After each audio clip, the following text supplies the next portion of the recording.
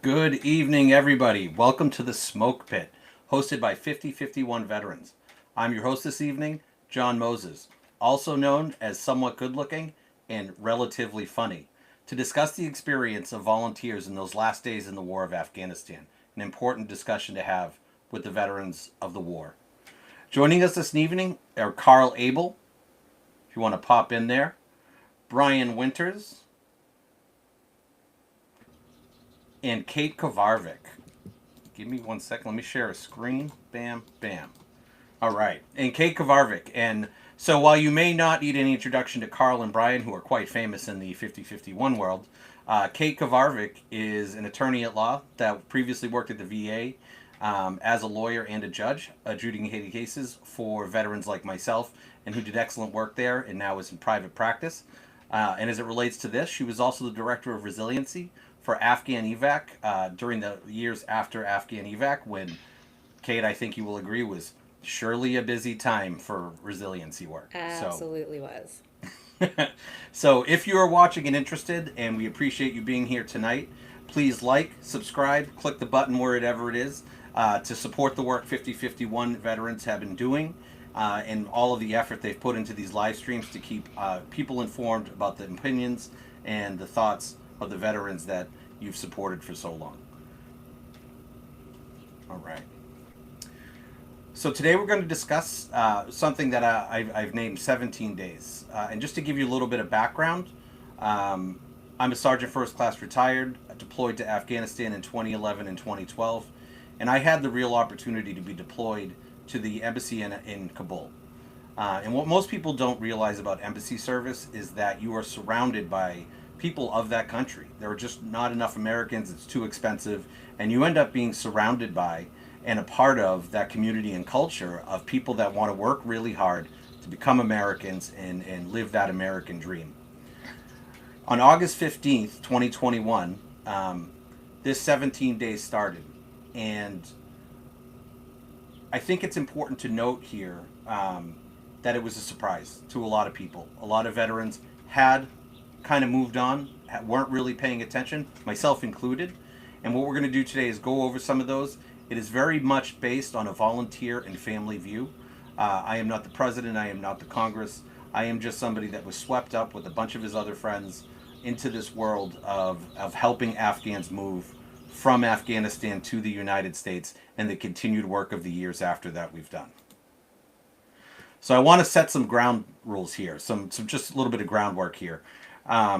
This is only 19 message threads. And if you can see, of those 19 message threads, there were 7,200 messages, pictures, and 5,000 of them were text. This does not include the signal messages, and it does not include the Slack environment that was set up to help coordinate evacuations. So over this 17 days, that's how many messages were received. There were no names. It's anonymous. And it does not account for dozens of families because I had many more threads than just 19. Volunteers, typically we're talking to hundreds of people at a time and just helping the families that had the best chance to get out. So the scale of this will really come apparent, and on the top right of the slides you'll actually see, just based on this body of data, how many messages and how many emails were sent in a day. And you'll really actually see the scale and how fast things peaked towards the end of the event. So the start date, August 15th, 2021. I'm sleeping in my bed and I wake up and I turn on the news, and CNN has this big ticker on the screen with the picture of the embassy where I had served, the place I had lived, and the place that I had thought I had made such a difference in the lives of Afghans. The time at the embassy was surrounded by good people. I had an opportunity to work not only in the embassy but outside the embassy with the Afghan people and with the government, and became very endeared to those people. They brought to me a sense of joy and a sense of life and a sense of yearning to have what we had. And they understood what they were working for. And over that 20 years of war, including my time, I think they learned that with support and with good people, great outcomes can happen. And they wanted to be part of that American dream. Promises were made. Promises were made by the United States government. Promises were made by service members. Promises were made to people that wanted to live in a real American life. And they were very personal. They were made through legislation. They were made through votes, because people continued to vote for and support this war in the United States. And I truly believe that we owed the people of Afghanistan the freedom we had given them for 20 years another step forward. So when Afghanistan collapsed, and if you can see the photo there, I was standing in my living room. I had untreated PTSD. I hadn't thought about Afghanistan. And I remember standing in a room watching this on television. And it was almost like I could not sit down. So I remember standing in front of the TV, observing, watching the helicopters fly off the roof of the embassy. And if you see the quote there, "This is manifestly not Saigon," that was from Secretary Blinken. But that sure as shit looked like Vietnam to me. And it felt like Vietnam, and I knew things were going poorly. Crowds, pictures of crowds start forming around the perimeter of the airport. I don't know how to help. What I know is I can see what is about to happen, and these things have happened in history before. Civilian aviation stops, so nobody could fly out through commercial means. And I think most importantly, what we got out of that was when President Ghani flew out of the country, which was the first time in a long time with my PTSD, I had a full breakdown. This is the first time in years where I actually was unable to function. And watching my family watch me, they knew that something was wrong. But this was the first day, and nobody had asked me for help. I didn't know how to help. And this was really August 15th was the day the war ended, but it was when a new life started for me.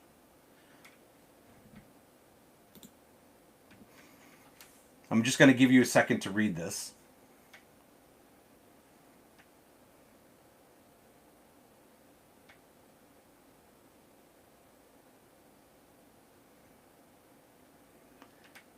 This was the beginning of a nightmare.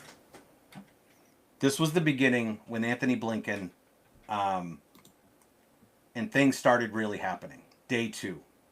So this is the first contact. So while my time at the embassy, I had 2 employees that I will not name again. Anonymity is you know what I'm saying, everybody, is important here. It is really important to understand that some of these people are still in Afghanistan or in Pakistan or have traveled elsewhere. But this was the first message. I woke up that morning on August 16th and received multiple phone calls throughout the night from one of my former employees. And if you can read what he says there, I just spoke to my brother. He is at the airport. He's waiting in line for a U.S. plane. And here is his phone number. And I can tell you I didn't know what to do, but I knew I wasn't going to say no. So I said, okay. And I reached out to him. His nieces were there, his children. My friend was an American citizen already. I'd helped him with his SIV case while we were at the embassy. And this was the first day we started collecting data. So I contacted his brother, "Get me your SIV papers." No idea what to do. No idea where this data is going. I need to understand what the path for you out is here. And we had started receiving trickles of information, started reaching out to people, and I was actually very fortunate that I had served at the embassy because I was able to reach out to somebody that I had worked with at the embassy in Afghanistan. And he actually connected me with another group that gave me the information and said, okay, you need to talk to this person and this person. And that's really what Afghan evac was in a nutshell. It was a bunch of people connected to each other that found each other through just dire need, through PTSD, fallout, and through the desire to help their friends. That day, while these crowds were kind of getting kicked up, was the same day that those crowds were on the runway. So when you see those images of people, literally soldiers and Marines, fist fighting with regular everyday Afghans because they thought this was their only chance out, outside of that wall, there were huge crowds of people. And we're going to show some photos in a little bit. There were Taliban checkpoints around the airport. People thought they were being looked for. People were really afraid. And then the family stayed there for about 24 hours. This is the same family of my friend. And they did not make it into that airport. because eventually the military, that last fight flew out. Everything kind of deflated, and they were able to get Afghans off of the airport. The reports from inside the airport were simply terrible.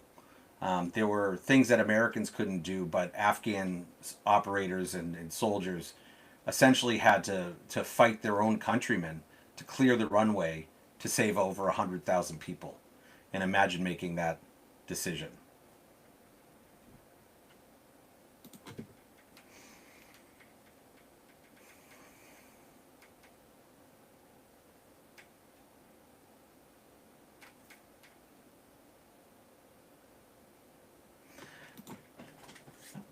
That quote that you just saw was one of the first times I had ever seen been in an event like this, right? Nobody expects to be part of that. I'm actually going to go back to it for a second here. So, one of the things that I learned very early on, and feel free to ask any questions, anybody, if you'd like, for the panel. I am here to answer questions as well. Also, in the audience, if you would like to answer any questions, please ask. Carl is monitoring that, and I would love to answer questions, even hard questions. I think it's really important. Um, and to Katie, I definitely feel you on that, who just commented. But one of the things I definitely learned here during this evacuation very early on is that families that are desperate will literally do anything to not just get out, but to get your attention and keep it. And I received photo after photo after photo of living people, of people dying. I saw thousands of pictures of people's children. People humanize themselves in a way um, that is really painful for somebody on the other end that is just trying to help. And it is not their fault. These situations were put on them through leadership decisions in our country, going all the way back to the beginning of the war, all the way up to the August 15th date. Um, and I just want to say that these quotes are real. They came from real people. They came from real people in real situations, in one of the dirtiest, most disgusting type of environments you can imagine. You can see that there's a photo on the top right of a crowd, right? Um, I'm going to pause there. I think I have just a couple questions, but I just want to comment on this picture. Every picture that you see was sent to me directly by a family. Um, Information had started to come in. And Kate, what did you? I think you have a question. I'd like to let you pop in there. Yeah, thank you. I think that for a lot of people who are watching this happen, it felt like an administrative exercise, right? Like you're Oh, getting messages from people, you're trying to yeah. organize everything. My question for you is at what point did it first really sink in that what you were doing was going to affect somebody's life? Today. So August 17th was the day I called into work and was like, I'm not going to be at work for 2 weeks. I didn't ask. And one of the things I learned was I realized that this was real life or death stuff. When you start getting photos of smoke grenades and things like that, that's a great question. When you start getting photos of these crowds that are lining up in this awful situation that they're in, that was the day I actually called my company. I had just started a new job. I was really excited. And I remember the 2 days prior, or the day prior, when my friend asked me to help, I was so braggadocious. I was like, I'm going to get their family out. Don't you worry. And like, I remember having this like ego about it. I'm not going to let and like just being so big about it. And then shrinking in the face of these dire images of people being hurt. So administratively, and I started realizing too the paperwork that was going to be required. People were sending photos of passports already, and this is early, right? There's only 17 messages, 2 emails at this point. This is me, one family, and I think I had a few other people I was helping at this point, including my other coworker. But yeah, that was the day I woke up and was like, oh, this is real. And then I started canceling school committee meetings, and all of a sudden I wasn't, I was up until 5 a.m. every day. This is where all of that started. Brian, you had a question. Yeah, so John, I mean, we've known each other a long time now. We've been working together in the No Kings movement in 5051 for about a year and a half. I know you did this work, and I had a great respect for it when I heard about it initially. I've never heard this level of detail.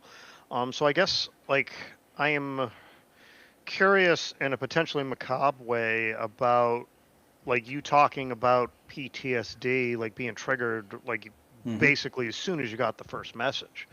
And so what that means is something happened before that made you kind of appreciate the stakes and the circumstances. And so, like, if it's not too invasive, I feel like you talk about that a little bit and just tell me what your thought process was. Like Yeah. where does this kind of idea or thought come from? Great question. So it came from two things. I was in Afghanistan on a zero fail mission at the embassy.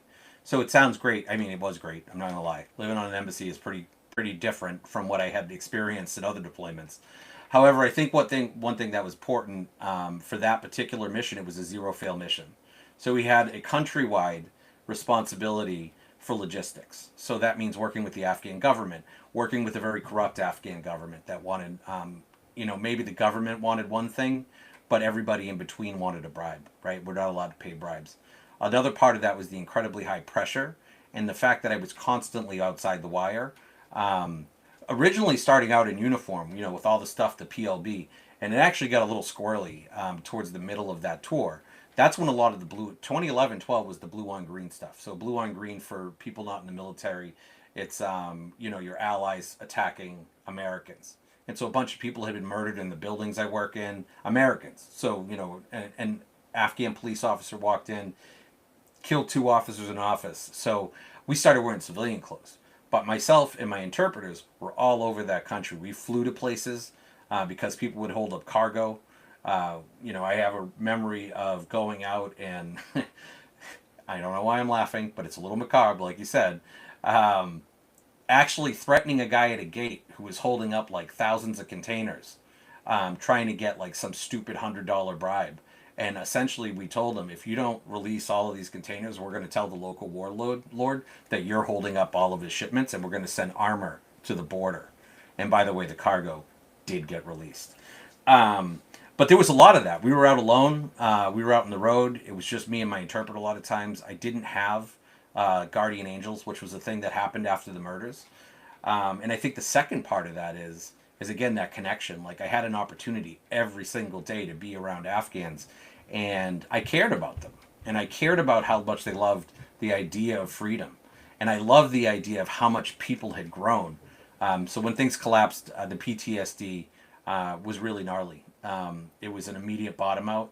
I remember immediately looping. I started Zyn packets, little nicotine packets. I stopped eating and just started eating nicotine packets for quite a long time, and I had to quit after.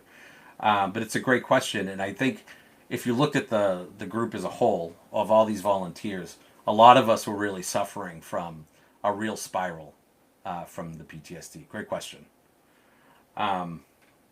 So just to parlay off that a little bit, so this was the other part of the PTSD, and this got worse as it went on.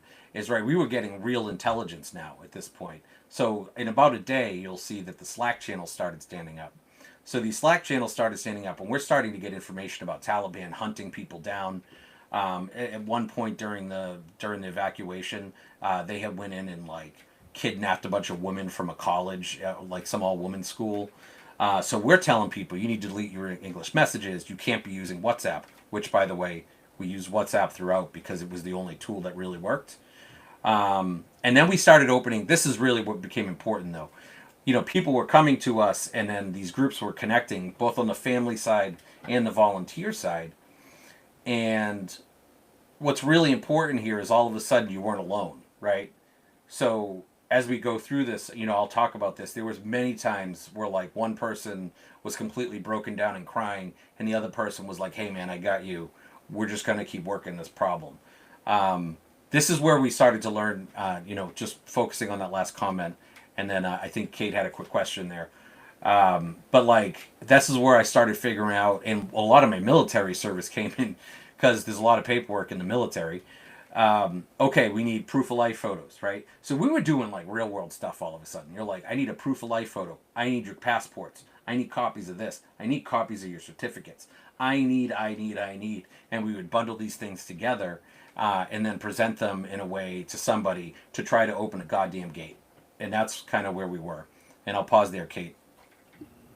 Sorry, this sort of goes back a little bit to what you were saying, but I was hoping that you could speak a little bit too about the relationship that you had with Afghans. Like, what was it that really first brought you into this effort and made you feel like, I see how big this problem is, and I'm going to get right into the center of it? Oh, it was my friend messaging me. I wasn't going to say. My friend said yes to everything. He said yes to anything I asked in Afghanistan, and I loved him, and I loved both of my employees. Um, when he asked, it literally wasn't even a thought to say no. I was like, I'm going to help him. And I went to work that day, and I went to work the next day, and I told everybody, I'm going to help my friend. I'm going to help my friend. And this third day was where I was like, I'm not coming to work. I'm not going to school committee.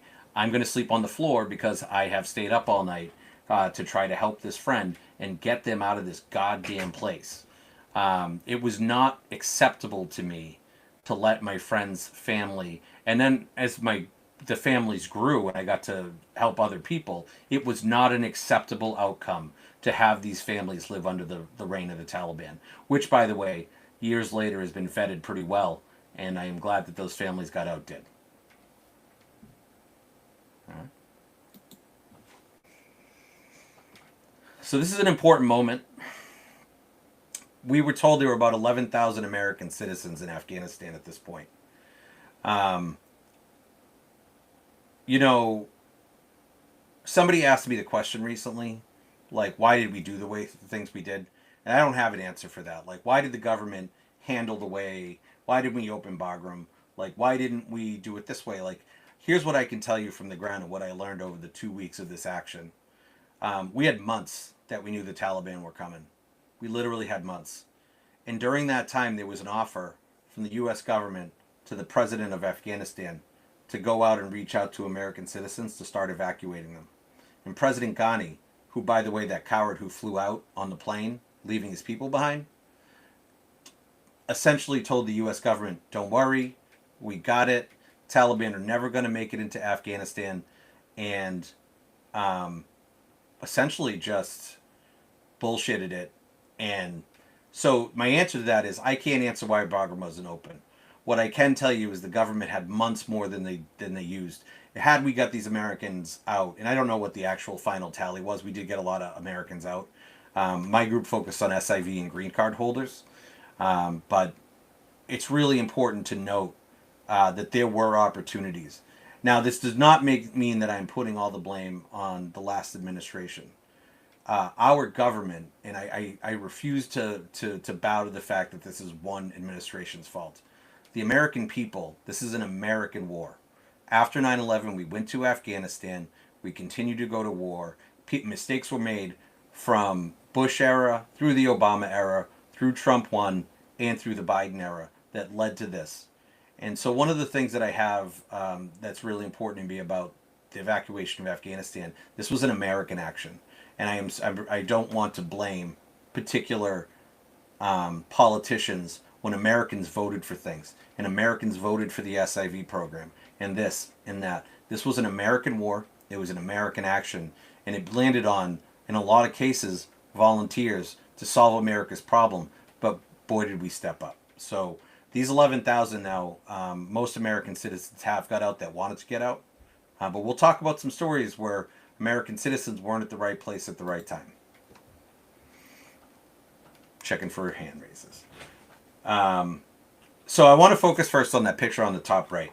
So this is the point where you start to see the folly of, well, this is a big mistake. This is one of the mistakes I do really attribute to the administration is, generally speaking, out in the real world, when you have a non-combatant evacuation operation, a NEO, which you'll hear me say a lot now, so NEO, just put it in the footnotes. This case, the State Department took charge of it. And so what you got was tons of mixed messaging from the State Department. One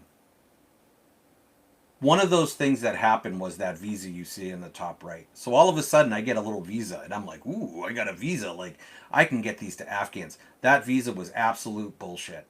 That visa probably got so many people killed or hurt or hopeful just to have their heart broken. I remember holding tight to this and being like, I can't share it until it's time.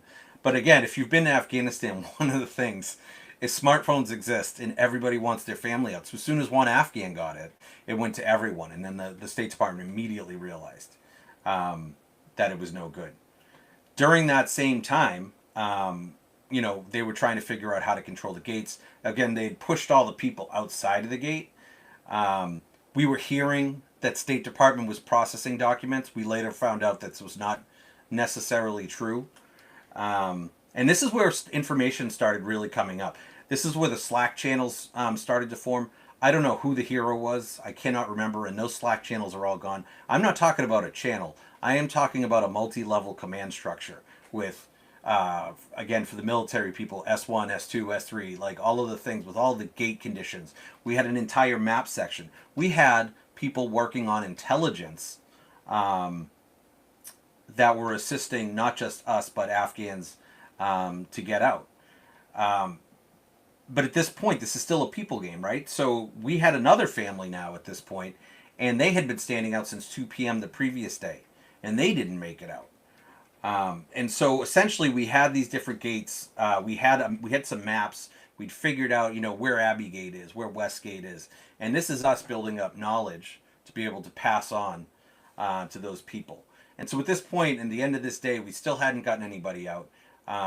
We're at 113 messages just today on these 19 chats, and still nobody had gotten out. And they said essentially, hold fast, we're going to get you a gate tomorrow. I made a bunch of phone calls and tried to work through that. Brian, I think you have a question? Yeah, so I mean, we're talking about gates, and we're talking about the security at the airport. Yeah. Airports are fairly big. Like, there's a lot of Huge. space, like inside the gate at an airport, where you can hold people and then figure out what to do with them. And yet, it seems like a lot of effort put into keeping people outside. Mm-hmm. And that strikes me as like just kind of a human rights disaster just waiting to happen when you have like a rancid theocratic, oligarchy basically reestablishing its power base. Like, was that conversation ever had at any point? Like, and I know you weren't in the government at the time that this happened, Yeah. but it's just like, did we learn anything after that that indicated that somebody was even thinking about this? Because like, this feels like it could have been a preventable problem, and Yep. Well, yes, great question. So, I mean, there's the argument that Bagram could be kept open, and just so you know, there were other ways out. There was Mazar Sharif. There were ground routes that we would use. There was a bunch of different ways out. But at this point, I've watched a bunch of documentaries. I'm very involved in the movement, and I've talked to people, and there were actually U.S. soldiers outside negotiating with the Taliban. The order though was, and you were in the military, so you understand this. The order was though, the runway must remain open. That was the order, right? And there's some pictures coming up where you're going to see the outside of these gates, and they were exactly what you said. They were hellish. There were videos, people, and so this is the thing. So now we're on day 4, right? I'm starting to get pictures of the Taliban shooting at people, right? I'm seeing videos of U.S. soldiers throwing smoke grenades into the crowd. And I'm not faulting them. Like, they were trying to do crowd control. They're trying to keep people out. They're trying to keep the gates secure, so they could keep the airport open. What they can't have is thousands of people running on the airport so planes can't take off again.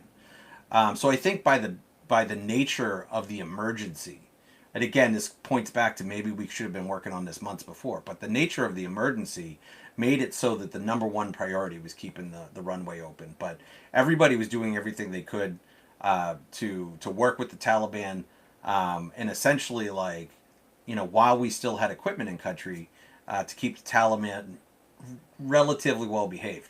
And that is not to be said, though, that they weren't out there misbehaving. I have many photos, not included in here, of people being chased by the Taliban. Yes, the QRF work, the security protections from Tim. It was an incredible effort on all fronts. It was almost like, Brian, it's almost like everybody fell into being deployed again, right? Like, all of a sudden I was working with operators in the airport. I was working with people that were doing snatch missions outside of the airport. There were these QRF teams. There was a National Guard unit that, without that National Guard unit, there was an engineer unit too that, through a lot of work, really quickly made the airport secured, because there were gaps. You could get into that airport. And so I think what ended up happening is a lot of people, including retirees and former service members, fell in, understood the mission immediately, and just started working together. And almost it was like being deployed again. Staying up all night, coordinating, talking to people. Where are the checkpoints? There were maps that just all they did was track Taliban checkpoints. So I think they understood what was happening outside of it. But in the mission, in that kind of mission mentality that we've always had, is the mission comes first, and you know, unfortunately, innocent people suffer. Yeah, I mean, I guess the only thing I would say is like I watched that scenario on TV without having any sort of on the ground knowledge of what was going on.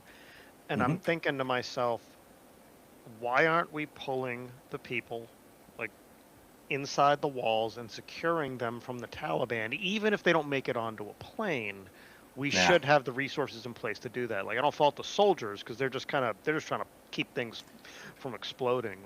To me, this feels like there was a leadership failure here, that a failure of planning and a failure of imagination. But Yeah, I think once you bring somebody on, though, how do you tell them to leave? And that actually I'll talk about that. Actually happened. That happened to a special forces unit that was helping citizens get out. Um, yeah, it's Tim puts a good point on the screen there. We know how to get into wars. Getting out of them, nope. But I just think that I don't think that was feasible. I just don't think that was feasible, and I understand what you're saying. I think the chaos was. I don't. It's hard to commit to you or talk to you about the scale of how many people were outside pushing for recognition. Right. We're going to talk about American citizens in a minute because there's some special circumstances that they were able to get a lot of citizens out. We'll talk about that. And I think Kate, you have a question too. Yeah, I really appreciate the conversation that you and Brian are having because I think it speaks to the fact that this was a humanitarian crisis, like immediately as soon as it happened. And even when you're Yeah. just looking at the context of what's happening outside the gate, right? There were a lot of things that could have been done differently that could have protected lives. My Yep. question for you is you've talked a little bit about how some volunteers really quickly set up a way for us to share information and how quickly got involved. Yeah. Did you feel like there was anything that was happening that served as an intentional roadblock to what you were doing, particularly when it comes to what the government was saying and doing at that time? I will tell you, the State Department is super risk averse. Their paperwork quota was high. It was also unreasonable. So what we were doing, and I can only speak really for my team and other teams that did similar work, but essentially we were vetting SIVs. So people that had already been approved for the SIV process, because we understood that process, and we understand green card holders as well, right? So I didn't actually focus on American citizens because I knew there was going to end up being a path out, because that's just kind of how NEOs work. Um, so I'm going to give you a story. So we had a family. This comes in a few days, but essentially, um, we had a fuck. Ooh, I almost swore. We had a family that was out in, and there's a map. I'll even show you where on the map they were. That was waiting nearby to a gate, and I was like, I'm staging them to get them to a gate to get them in, and I'm talking to somebody on the inside, a connection, and they're like, well, before they can come in, we need them to fill out this piece of paper, and they email it to me, and I'm like, and I literally responded, they don't have a printer, would you like to mail it to them via the post? like and it was like that, right? And we would have to talk these people. I worked at an embassy, and I have to tell you, there's a very different way and a different culture between the military, which is a little more due, and then there's a lot less risk on the State Department side. So there were roadblocks in terms of how they handled paperwork, their ability to absorb risk, et cetera, et cetera. I think there was a lot of that cultural, right? We're the State Department. We're only going to do this a certain way. We're in charge. There were a lot of egos. I felt there was a lot of egos that were a roadblock. I felt, yeah, I mean, that was it. And then the ultimate roadblock was the Taliban, right? So trying to route people from their house to the airport in the safest possible way. When we had people, we had scouts, we had former interpreters going out and scouting roads for us. Like, is this road open? Is this road closed? So, great question. But the roadblocks were there. I think the nature of the emergency made it worse. But I definitely felt the State Department, who, by the way, did heroic work. It is not to say that they were doing things poorly. I think a lot of that comes from, the political side of the spectrum. Like, so, if I make a mistake, does this happen? Do these people not get out? Like, So I don't blame them. I just think it was really hard for them, and it was really hard for military people to translate that.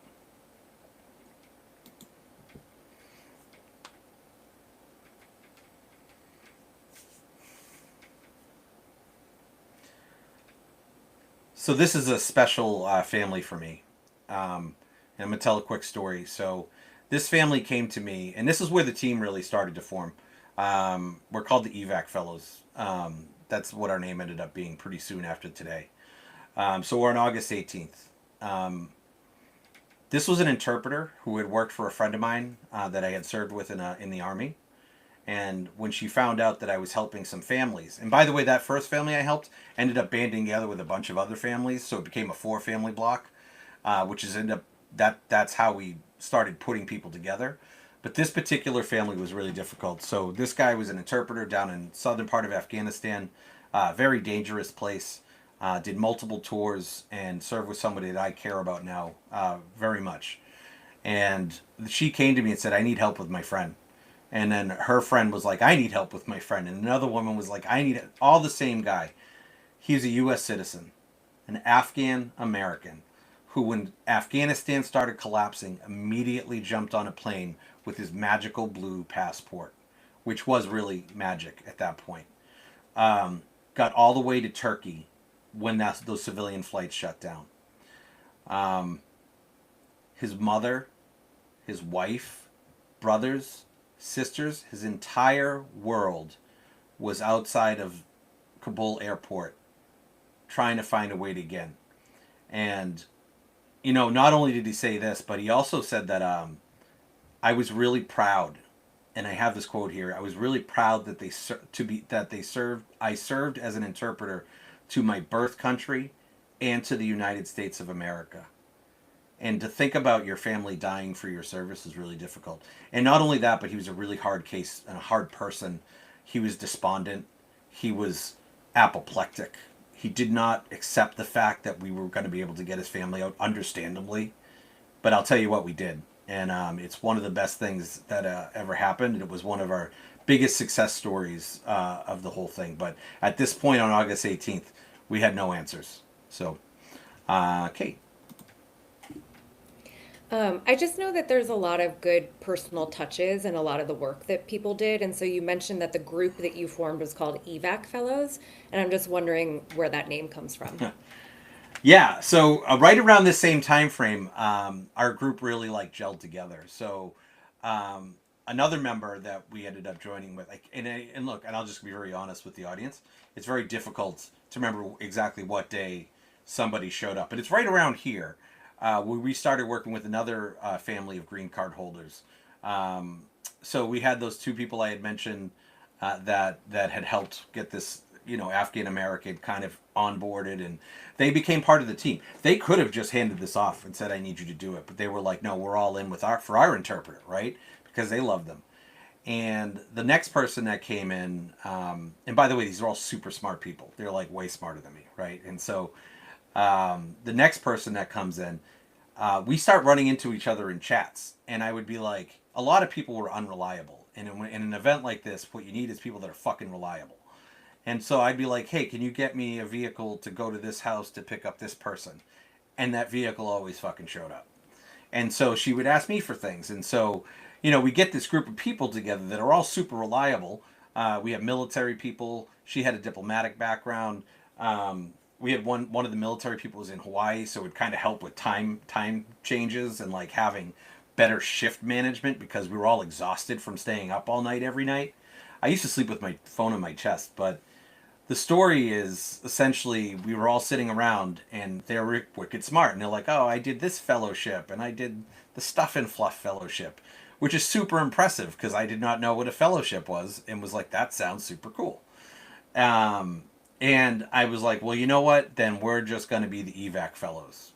And then that's how the EVAC Fellows were born. And it stuck. It really stuck. I started putting it on things. I put it on my nameplates. I put it on our memos. We sounded way more official and people didn't question us as much. And that group, the EVAC Fellows, helped so many people. I was really proud of the name and I continue to use it and love the name. So It is good stuff, though. It was really good stuff. We're only on day 5, by the way. This is just day 5. This. I'm telling you, it was grind, man. So at this day we're at 113 messages this day. Yesterday, somebody had offered us, you're going to go to this gate with all your people. Well, that gate was fucking closed, and it was absolutely not going to happen. Every road was closed. This was cooperation with the United States and the Taliban, because they were only letting United States citizens through. So the Taliban were checking passports, only letting them through. The difficult part of this is we had to have a family leave, so we could see their 32 hours at the gate. That was that American dude's family, and they had to leave, right? And so now at this point, the government's like American citizens only. And the difficulty of just managing people is they're afraid. And so again, I was kind of a people mover. We now had not just this group, not just my friend's group, but now we also had a group of 4 different interpreter families. So 4 interpreters and their whole families that had been introduced to us by another person we knew. And so people were really piling up, and we were moving throughout this time, these people around Kabul, different places, different houses, trying to keep them safe. But they were very much antsy, continuously trying to go down to the gate. And what I wanted to really avoid was crowds at the gate for an explosion, for obvious reasons, which we'll explore a little bit later. But we were really worried about some kind of terrorist attack, or ISIS mostly. But even that day, they closed those gates. State Department and the Army's trying to figure out what to do, and the Marines, and everybody's trying to figure out what to do. The Brits, it's not just the United States here. And the Brits have a fantastic, I think it's called, I'll have to look it up. If somebody wants to look it up in the background, there was a great documentary about the British military during the evacuation and the work they did, and the amount of help they gave Americans. But essentially, we're back to this, right? So now we're just a few days out. We know the deadline is the 31st. That was the other thing. You want to talk about PTSD, Brian? We had a fucking deadline. And we knew after the 31st it was done, right? And so nobody gets in. And people are despondent. People continue to collapse, right? Not just collapse mentally. And these 4 families, like 4 families here, 4 families here, and a couple of other families, plus a whole bunch of people that I was communicating with more in a more ad hoc way, had no way out. And the reason I shared this photo is there's a folder on my computer that has hundreds of pictures of passports of people's children. And what it reminded me of, and what I thought of while we were making these lists, because we would get people who come in, and I wouldn't say no to anybody. And that was really difficult for me to say no to people. And I'm like, no, I'll get you on a list. I'll get you on a list. And the scene that came to mind that night was actually the scene from Schindler's List, when Ishak Stern is typing the list, and when Schindler is just yelling more names.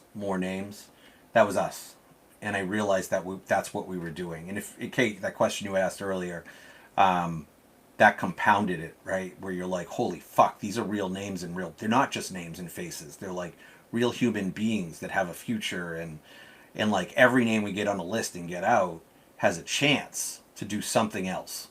And so that was a really difficult day. Nobody got out. Yeah, it was just really tough. Anything else on there? Brian, what's up? Yeah, so I mean, you're talking about the lists and the names, and I know we got a huge presentation here. We're not getting through it just because it's hard, but like this, it almost feels like there was a process of triage that had to happen, right? Like it's like certain people actually can't make it because they're too far away, and you can't get the evacuation vehicles and the QRF, and and so there's resource constraints, and you have to say, well, we can hit these 3 locations if we send them here, but if we send them 15 miles out, we're only going to get one family, and we have to let them go. And that has to not be easy. Yeah, no, the triage was us. We were the triage. And it was also families we figured out that just didn't have what it took to get out, right? There was a family we tried to help that could not help themselves. And at some point you had to cut bait, right? You had to be like, all right, you're a liability to all the other people, right? And so, no, the triage was. This is the thing about the evacuation. I think people don't understand. When they were doing these American, just the American passports, when they're doing all this, it was all left on without orders. Again, it was all left on the volunteers to figure it out. And again, a lot of the military people, the State Department people, these people that had experience in work like this, understood the mission and had to make really hard decisions about what families you could help and which families you couldn't. So I think that's a great question. Sorry, that's a tough one. So, they waited there more than 32 hours. So we talked a little bit about this. These families, so here's a picture outside a gate. Again, all these photos were sent directly to me. These are not edited. I didn't get these from a magazine. More tear gas. They talked about, again, this is another American Day, right? So we're trying to figure out how to stage people at this point. I have interpreters and I have some quotes here. It's been 5 days and I've only slept 2 hours. And then me responding, bro, and this is a conversation I had often. I was like, the next few days are going to be difficult. I just need you to just suck it up and go do it. We did some incredible work here, though, of identifying where people were on a map, and the map's coming up in a little bit. But essentially, we had intelligence people working for us, right? So we would have them take selfies with specific towers. And by the time the whole operation had ended, I could tell you the entire wall of the Kabul International Airport, basically by the photo you took. But we also had intelligence assets. So we had people that worked intelligence fields that were willing to do work on the unclassified side to help us find people. And so in that case, that selfie and landmark was a fucking miracle. Because because like one dude was like, I don't know where I am, and I'm like, I don't know where you are, and we sent it to a guy, and he's like, based on the trigonometry of the pole and the shadows and the time of day, he's here. And we were like, whoa. And it was amazing. And we those are the type of people that we were helping. This is also about the time I really started talking to the special operations teams down in North Carolina, who were helping do snatch missions. Not snatch missions. They were picking people up and getting them to the airport to try to help us get people in. Sometimes successfully, sometimes not. But all these different gates had their own kind of challenges. But one of the things that was a real highlight for me was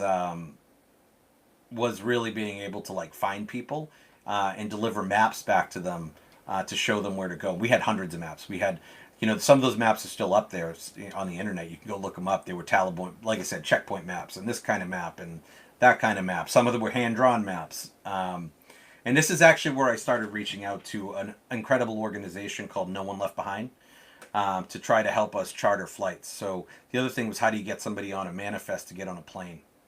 And so military manifests were difficult and they were slow and they went to Germany first and all this stuff. We ended up getting a fully manifested flight for 4 of the SIV families, the 4 interpreters families. I do want to kind of preview some stuff here, is that my friend's family did not get out. Neither of my employees' families got out. So that person that I was like, I will do anything I can, I'm going to take time off work, that family did not get out.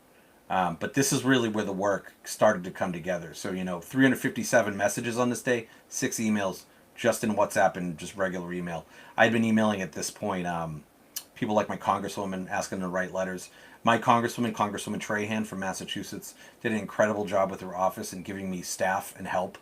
Another person that had helped us was a gentleman who was also knew that American family, and he was a lawyer, and he took all of his junior ROTC lawyers and made them do paperwork for us for a week, and they must have loved that. They must have absolutely loved it. He's like, bro, I'm your evaluator. You just got to get it done.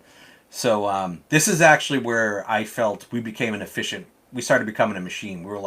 We felt we were at the precipice. When they opened gates, we had made a connection with an active duty first sergeant on the inside of the wall, who actually comes important later when we get through to Abbey Gate. We'll talk about that in a minute.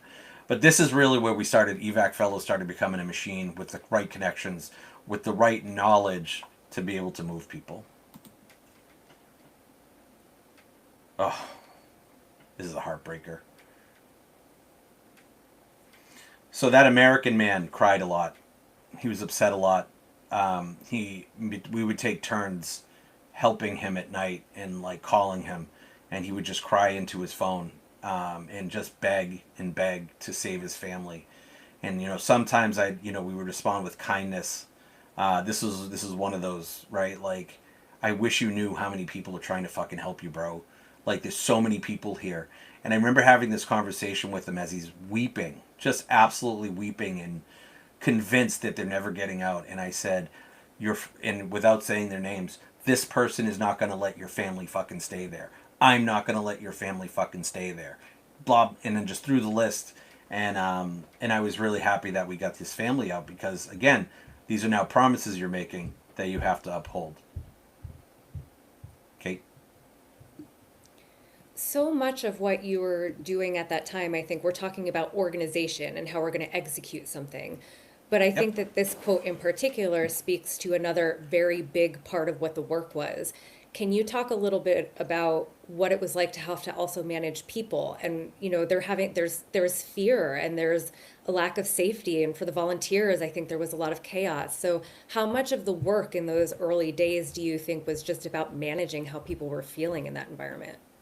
I mean, for me, that was like 80% of the work. Managing the people was brutal. Like I said, there was times I would just cry. I would just weep. I mean, like I'd get off. This particular family was really hard. A lot of these families were really hard, right? And I remember there were times where I would just break down and I would start crying. Sometimes I would break down and laugh maniacally about some kind of graveyard humor, like dark humor, because we're like I don't know what else to do.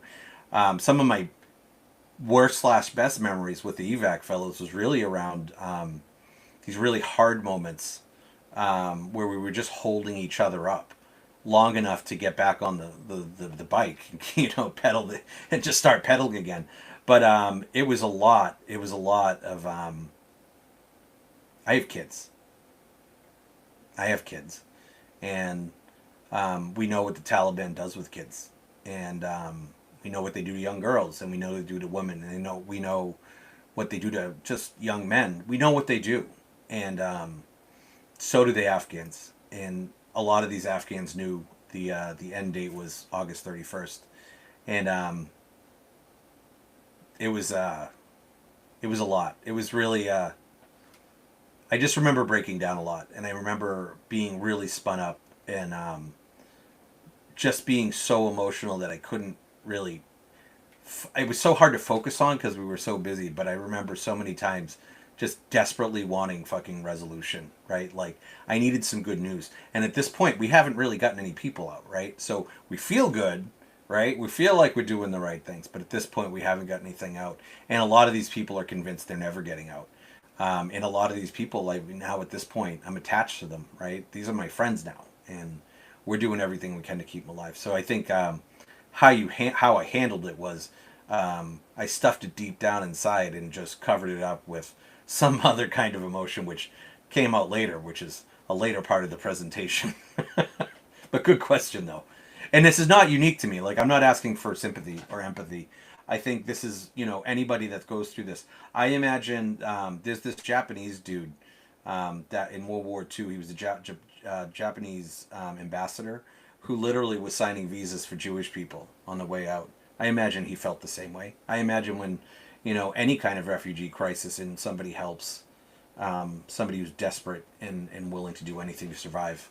I just think that comes with the territory. So, good question though.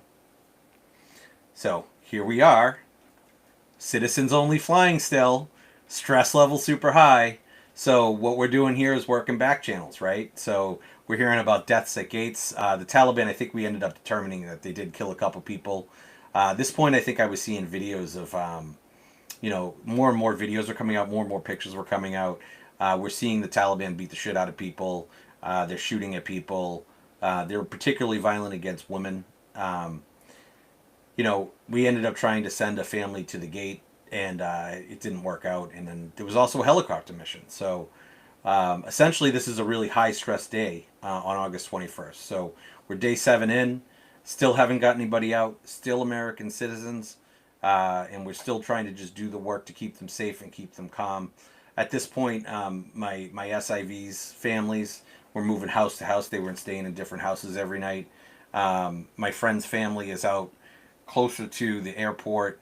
We have another family that we're working with green cards. We had a doctor we were helping. Somebody was trying to help orphans. I'm going to talk about that in a second. And, there's some good news and bad news in all of that. But this is, if you look at that photo, what you see there is a bunch of American kids.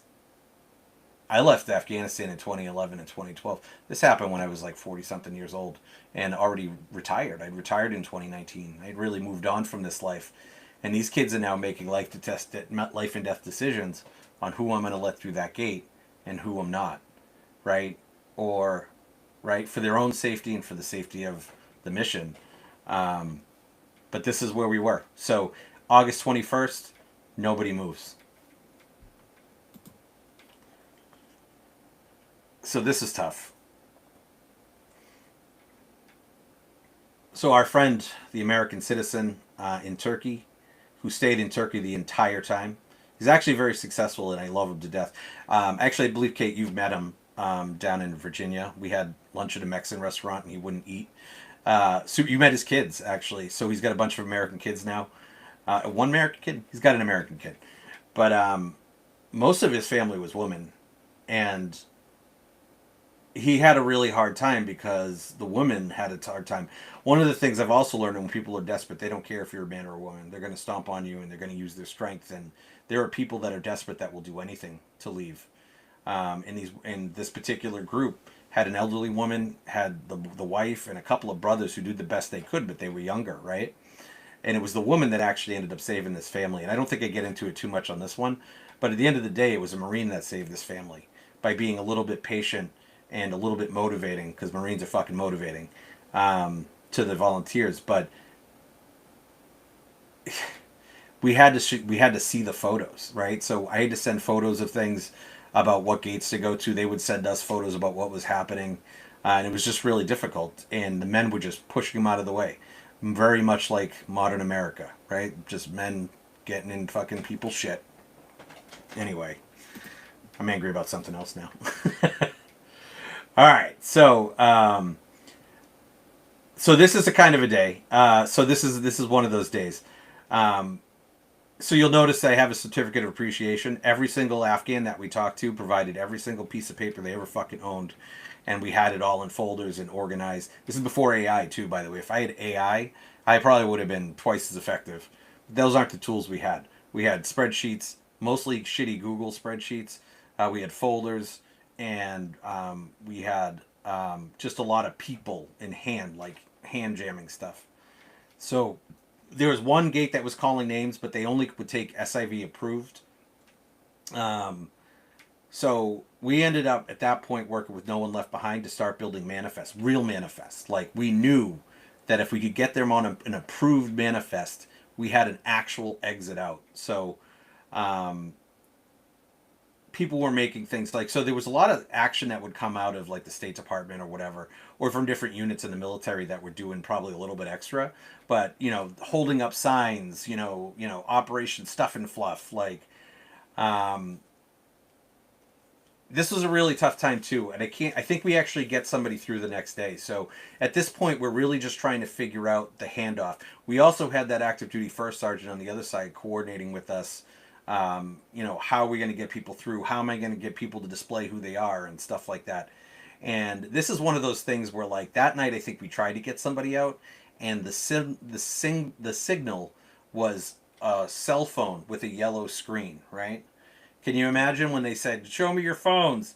Every single fucking phone in the crowd had a yellow screen on it because everybody had forwarded it to each other. So we, at this point, had some attorneys helping us.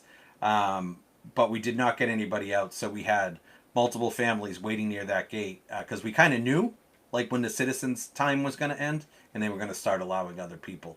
But every single Afghan had not only their SIV paperwork, their green paperwork, they had every piece of paper, because if you recall, for Afghanistan veterans, these were the way out before the evacuation, right? You needed to prove. And so for all those people in the United States that don't think Afghans were vetted, fuck yourself, because these people put it on paper. And then they went through a process. They're the most vetted people on earth. And then we made promises to them through the SIV program that we broke over and over and over again. But they proved it to us every day, and they proved how brave they were through this action. And it was really something.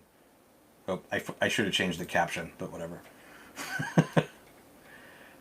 I forget who said this. It was either me or one of my evac fellow friends, but it was crazy. It was like one day we were just like, holy shit, people are showing up everywhere. People were like crawling out of the trees. You know, at this point, I had figured out how to get help from people in the US. And so, you know, I wouldn't ask for help. I'd be like, my name is Sergeant First Class Retired John Moses. This is what's happening, and I need your help right now.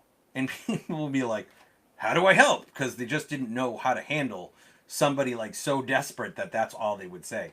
But I will say that there's so many great people came out, both retired, you know, military, non-military, civilian, churches, just anybody that could help. Not everybody, but I feel like a majority of people understood how important this was to us.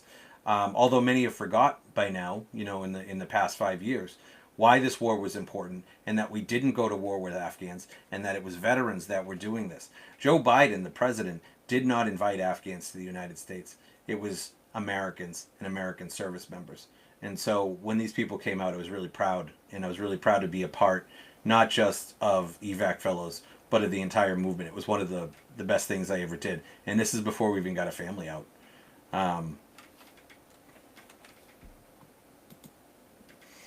So August 23rd. Yeah, we're getting there. We're almost there. We're going to get somebody out, I swear to God. So you can imagine at this point, I haven't eaten food in like a week. Nicotine, it's the nicotine, right? It's like nicotine and just pure PTSD energy. We have people out there with approved paperwork. You can see the picture there. That's the Baron Gate. That was the British Gate. Mr. Rogers got that on the all the helpers. I definitely agree. So that day they were only getting British citizens. The Brits are only taking British citizens, right? That's their, or people that help the British, or what their SIV program is. So we started working on different routes.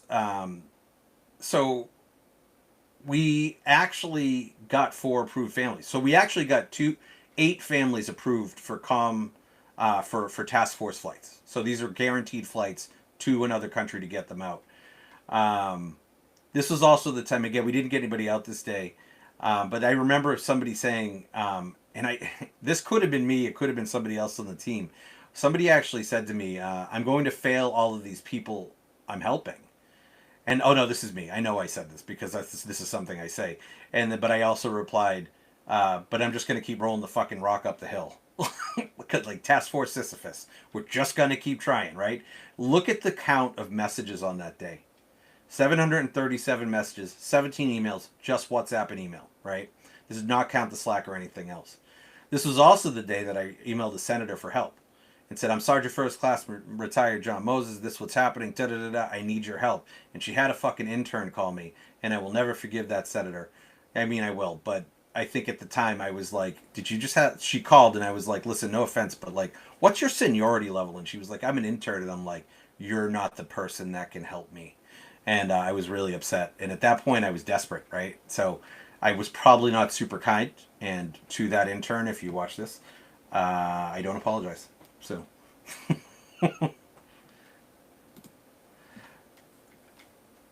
So you can see kind of the fallout here, right? Is this is the people trying to get through different gates. A lot of the information we had wasn't great, so we would be sending people to gates. And you have to understand the distance from like Westgate to Abbey Gate is like a bazillion miles on foot. Like it's not close. Like it's a huge airport, Brian. I think you mentioned, right? It's a huge airport, and so trying to get somebody to go to gate is actually quite a lot of work. And they weren't in front of the right gate. So we ended up having to move them, and they were upset. But again, you know, as part of the ground, you know, I essentially was like, everything until the day you get out of this airport or don't is going to be hard, and you just need to shut the fuck up and do it. I didn't say it that mean, but it's essentially what I was thinking, and I was like, I believe in you. I was a lot more positive about it.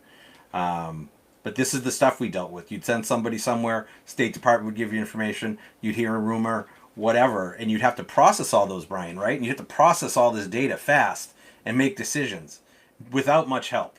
And so this is a case where we did not end up getting them out through that gate. But here it is. August 24th. the day of goddamn redemption. So there was a wire service that had gone out, that had widened. So it took it away from just citizens and said, okay, now we're looking at SIV approved, da da da da da. We had already had everything because we've been working for days now to set this up. And this was a big day. I mean, this is a big day. So that active duty first sergeant is a fucking hero. He stood on the other side of a wall. He found a gap somewhere that those great engineers from the National Guard had missed. And we tried a couple different ways to get through. We tried like signs, all this stuff. And then finally we figured it out. And I'll never forget that the SIV family group, the 4 families of SIVs, he had a little green light, the first sergeant. And he pointed the light, and I said, if you see the green light. Now, for people that don't know, near Abbey Gate in that part of the airport is literally a sewage trench that runs from the beginning of the airport to the end of the airport. And I remember he said, I think I have to jump in the trench. And before I could even respond, I'm getting messages from other people in that group like, oh my God, he's in the water. And I'm like, what fucking water? And he was in the sewage. And that human being, that wonderful human being, valued his family's life so much that he literally swam through shit. He literally swam through shit to find his way out. And if you see that photo in the top right, by the way, look at the message count. 1,100 messages. Just those 2 apps. And you can see No One Left Behind's logo on the top. So this canal, he jumped in, waded through it, just like the dude from what's that movie from Stephen King where he wades through the shit to get out of the prison. But that's what he did, you know, and it was gross, and he did it. And there's actually this wonderful photo that I can't share of him and all of his friends, his family, on the other side of the wall, all 4 families, right? And so this photo ended up in that first sergeant's hand, and you can see his hand, it's blacked out right here. But essentially you could say, are these your people? And I remember screaming and crying and losing my mind all at the same time with all of the people, that the other evac fellows that had been just churning and churning and churning to try to find a way out for him. And this is where we really got success. And then, you know, just to add to that, you know, once we became successful, we became real fucking popular too. That memo, I made the mistake of putting my real name and phone number on it and email. And I received so many phone calls after this. So during this time, we actually got other people out too. You know, the American family, I don't think I talked about it specifically. But the mother and the wife actually, again, there was a Marine on the other side. And I remember that 2 of our team members were on the phone with the husband.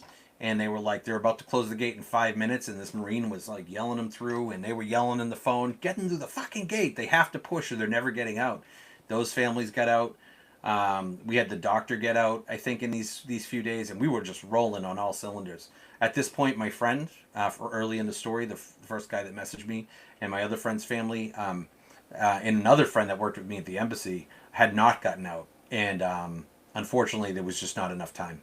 Because the thing you don't understand about an evacuation is there is always chaos, right? So chaos jumps into it, and that's coming up. But these are the families we started to really get out.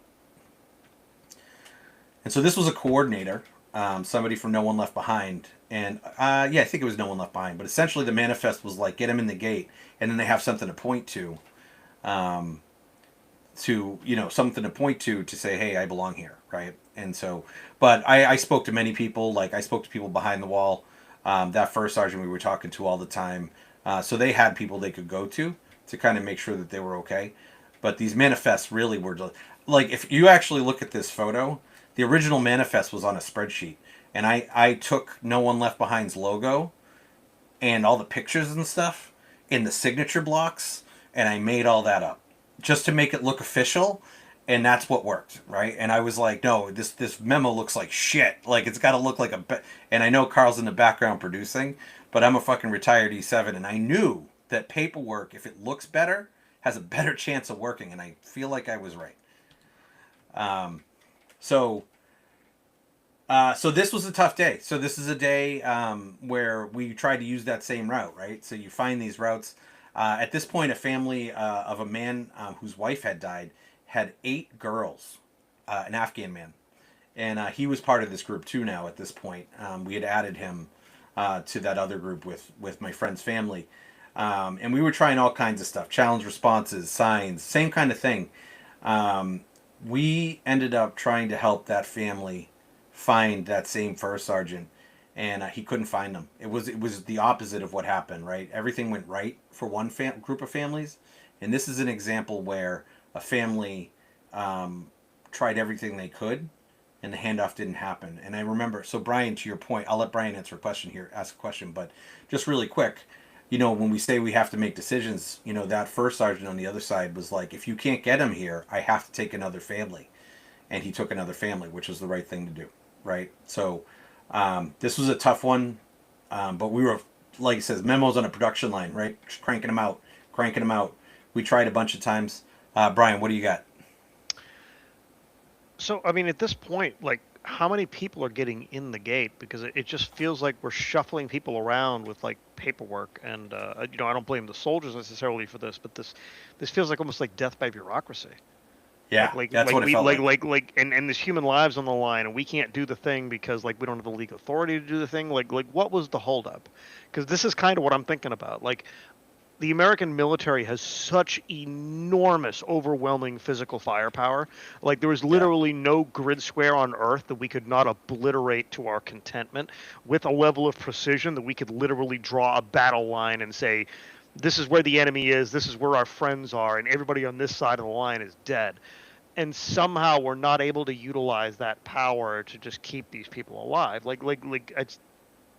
I'm kind of flabbergasted that it takes this long to get this far, and you have volunteers saying nobody gets in. Like, that shouldn't even be a thing with the amount of power we have. So it's like, where's the failure? Well, and in this case, people did get in. It just wasn't our family, right? It was a different group of volunteers that got to celebrate that night, and that's kind of the nature of it. There's actually a quote in here that I wrote down, and I forget which volunteer said it, but I definitely don't think this one was me. And he said, and they said, the machine must have its memo. Life or death consequences be damned. The machine, like, this was it. Your paperwork wasn't right. If you were talking to an E5 at a gate and he didn't believe your story, he would sometimes would turn people away. Sometimes, American citizens would walk up with their blue passports and they took priority immediately, which is right. When you're an American citizen, your role as a soldier, as a Marine, as a whatever, is to protect American citizens, right? So it was, to be frank, it was really a game of chance, right? It was which teams were the most professional, which teams had figured it out and had the right connections, and which holes in the Swiss cheese lined up perfectly to make that handoff happen. We did get a lot of people. I think we got 112,000 people out through that airport or something crazy. But our total we'll talk about at the end. But I mean, like I said, we had done everything right. It wasn't like we'd done anything wrong. It's just they couldn't find the guy. Kate, what do you got? I think you're sort of hinting at it a little bit, but I just want to make it clearer so that other people understand. Like, I imagine there was a sense of relief when you think that you have found a method that is finally going to work, and you're like, okay, we're going to stick with it. This is the thing that's going to work. How often do you think the circumstances changed so that you guys needed to pivot what you were doing? Well, at this point, we understood it wasn't going to go out that way. We actually, by the way, look at the message count, 1,209. We were very clearly trying really hard to get these families out. And again, this is just common communications between me and the family, right? Nothing else, right? At this point, we had actually found a new opportunity, and we understood that wasn't going to happen anymore. Just the conversations we were having, that door had closed, right? So we thought we figured it out, but the answer is you roll the fucking boulder up the hill again. Task Force Sisyphus. Okay, this doesn't work, and this is very military, right? X didn't work. Okay, what did we learn? Move on to the next task. And this is what the military does better in relation to maybe State Department. And again, they did great work. I just think the military could have done a little bit better at this. But so the next thing was, oh shit, you have a connection at the 10th Mountain Division who's manning this tower over here. The next step for us is we actually it was called Pale Rider. I have a picture of it, and we said we're going to try that. And so we were like, okay, everybody go here, and you're going to hold up the Pale Rider sign. And I was on the phone with a guy in upstate New York who's over there trying to coordinate. And the guy from New York knew an Afghan, and it's all just shit just either comes together or it doesn't. And that route didn't work. And then you'll see, the situation's going to change here in the next day, or I don't remember what day we're on, but 11. But things get really hard in just a day or two. So, yeah, you just had to pivot. And it was literally like, this didn't work, next thing. This didn't work, next thing. And then if you failed, you did another thing. If you failed, you did another thing. In this particular group, we never were able to succeed. Oh. So this was one of our volunteers. And outside of just the groups we were working, many of us were working like solo, I don't want to call them projects, solo families and people and things that were coming up.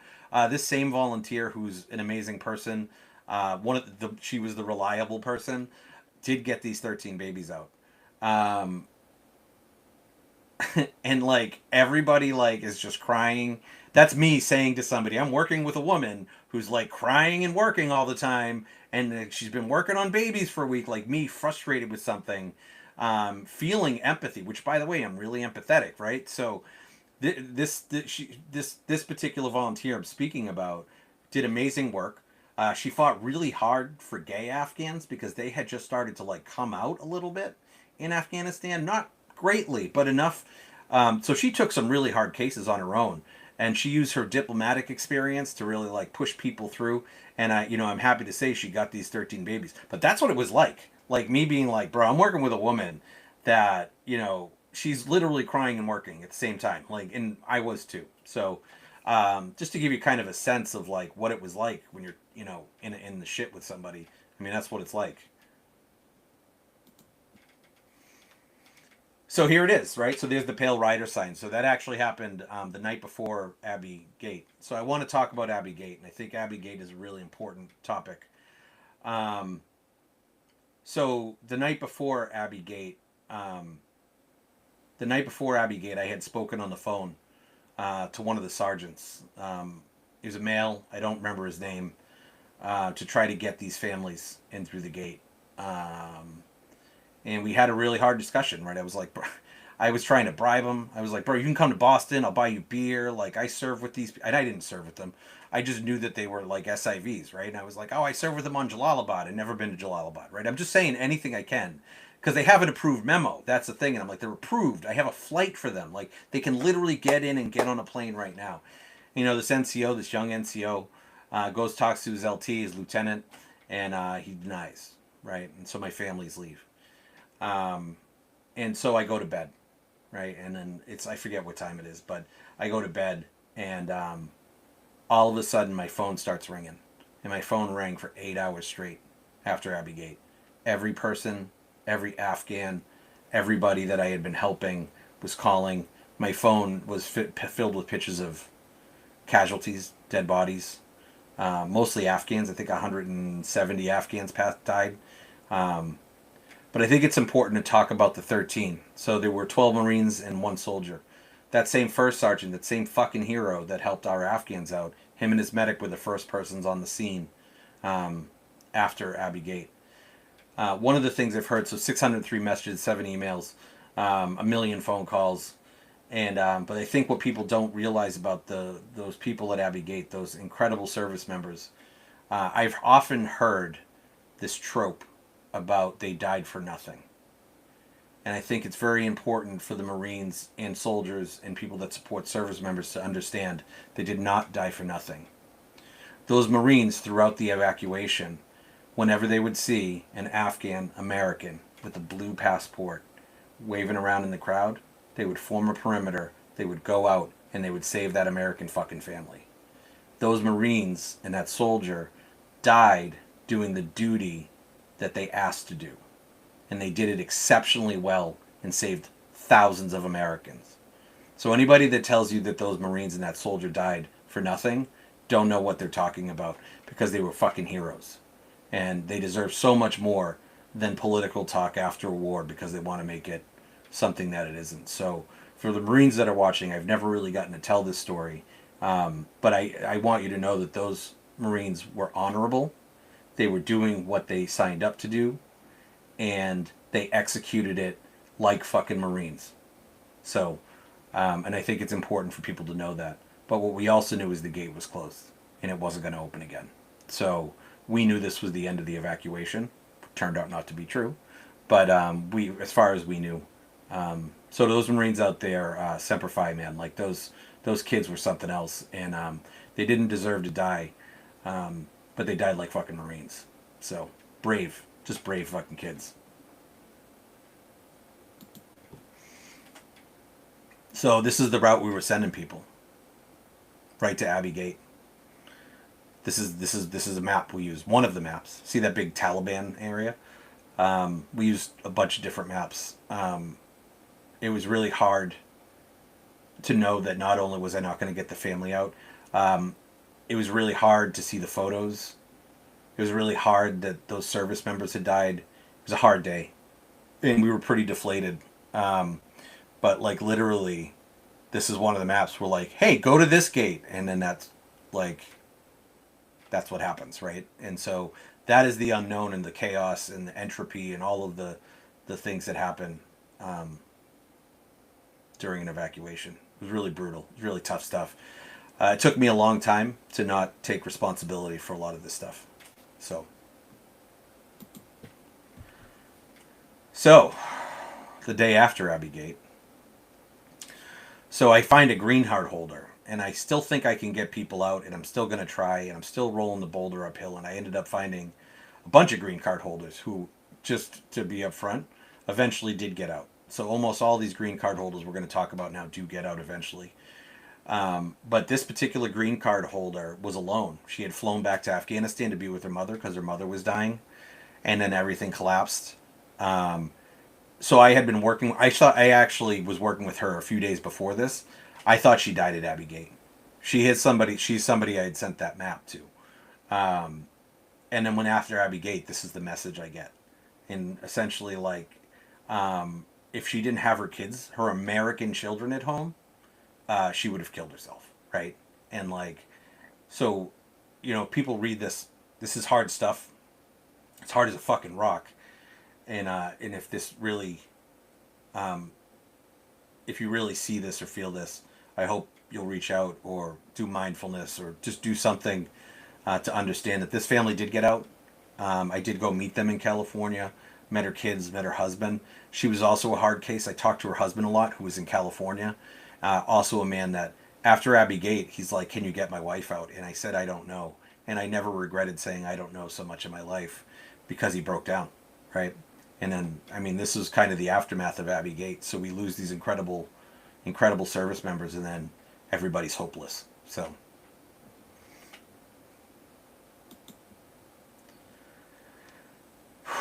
So at this point, so we got a couple more days, and we'll probably land right around 9:30, which was my plan.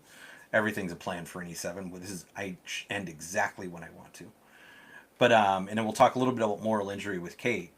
But essentially at this point, you can't get into the airport without a blue passport, except there was a bus mission. And this is a famous bus mission in the evacuation community. You can tell, like, the messaging count goes down. I got my green card holder woman, the one we just talked about, onto a bus. There were 3 buses. And it was the craziest night of my fucking life. I remember I worked so hard to put her on a bus. It was so much work to coordinate this stuff. It was so much more work than I can even explain in words.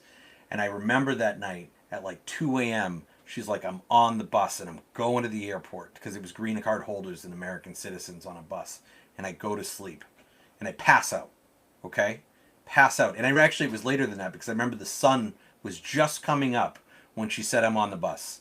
And I was like, thank God I can go to sleep. And I pass out and I wake up and I see a message. The bus was hijacked. And I was like, she's like, they're shooting everywhere. They're shooting at us. And I'm like, what the fuck happened? And like, so, I wasn't there. I wasn't on the buses. Essentially, somebody hijacked that bus, some Taliban asshole, and went, shot at people in the bus. My person wasn't hurt. Other people were. Another bus actually got onto the airport And some colonel, this is a famous story, that the special operations teams went out and were still going to get American citizens out in the, these real fucking heroes going out, snatching people out of their houses, putting them on the bus, get the bus onto the Bagram. And some officers like, we're not taking them. And literally takes this family of buses and sends them back out through the Taliban lines, right? Meanwhile, my person is, she's terrified, right? She's got shot at again. I don't know how how she's listening to me at all. And at the end of the day, she does get back. And a lot of those Afghans did eventually get out, but I can't imagine all of them.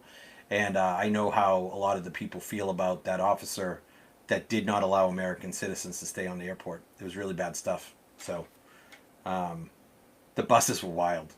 This is one of those nights that gallows humor, where I was so stressed out and so over the whole thing and just worn out all the way to my bones. And I made a joke about the Death Race 2000 buses. You remember that movie? There was the movie called, and I was like, yeah, maybe I shouldn't send people on the Death Race 2000 bus. And I laughed and cried for 45 minutes. It was just ridiculous. I was delirious. But for those who don't get gallows humor, that was definitely it. Yeah, and then I forget who this one was, but we got a green card holder out at some point. They popped out that day. I don't remember how we did it. That one was good. And this is at the point where we're starting to look at our records. We're still trying to get them. I forget how we got this particular one out, but we did. We did get this guy out. Or yeah, it was a guy. We got him in though. A lot of it was just being rolling the boulder uphill. So, Kate, what were you going to ask? I mean, you're talking a lot about the various highs and the lows, and they're all very extreme, right? And I'm just wondering, what do you think it looked like for your loved ones? What were they observing of you during Oh. these days? Yeah, I mean, I have memories. So my work shift, I called 7 p.m. the witching hour. That's when the Afghans were waking up. The 7.5 hour time difference, which led to the joke, even the time sucks in Afghanistan, which I laughed heartily at. So I was passed out during the day when I wasn't trying to do stuff. I have very clear memories of my young children, understanding that it's not time to talk to dad. My wife had been through multiple deployments and seen me through some PTSD stuff, and she just took care of the house. She took care of everything.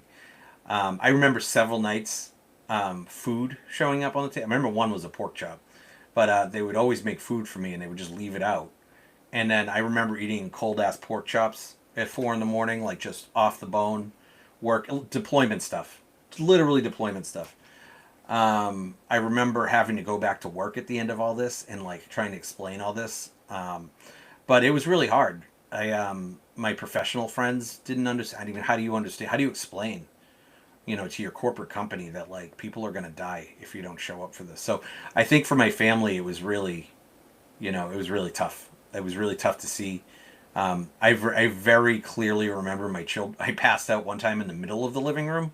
I didn't even make it to the couch, and people walking over me at some point and just stepping over me and leave dad alone, he's doing his rescue thing. It was crazy. It was just crazy. So I think it was just hard on everybody. And then the aftermath was, and Kate will talk a little bit about the aftermath, what happened with volunteers. But it was hard. It was really difficult, and that got worse as time went on. Yeah, so this is the day. So they actually I had the days a little mixed up, but essentially, we're kind of at the point where just weird shit's happening all the time. We had an organization that wanted to help that woman green card holder, but they refused to identify themselves, and they were talking through WhatsApp, and I was like, this is a fucking trap. I thought it was the Taliban. I really did. And they wouldn't verify themselves. And eventually, it turns out. So if you see that photo there, actually that green card holder woman, that gate right there you're looking at in the photo is a Taliban gate. Behind that is a Marine gate. And she was standing in front of the gate, the Marine gate behind the Taliban gate, waving her green card. Just waving it, hoping the Marines. But the Marines had to follow orders, and it wasn't a blue passport, so no fault of their own. But then she's a stubborn woman, and she wanted what she had a degree. She had done a lot of work to earn her freedom. And it was no joke that she was going to try to get out. And how they got her to leave is they took an AK-47 and they like fired it next to her ear. And that's how she ended up running for her life. She's like, they were real. And then she actually messaged, she's like, I can see the Marines. I can see them. And like, but the Marines couldn't do anything. And they scared her away by firing up in the air near her, which Taliban idiots love fucking firing rifles undisciplined up into the air because they're a bunch of clowns. Fuck you, Taliban. I was so mad. Yeah, and then this is just kind of some information. Like, there was information I just couldn't get out of the government. They either wouldn't share it, didn't have it, or didn't care. Don't really know.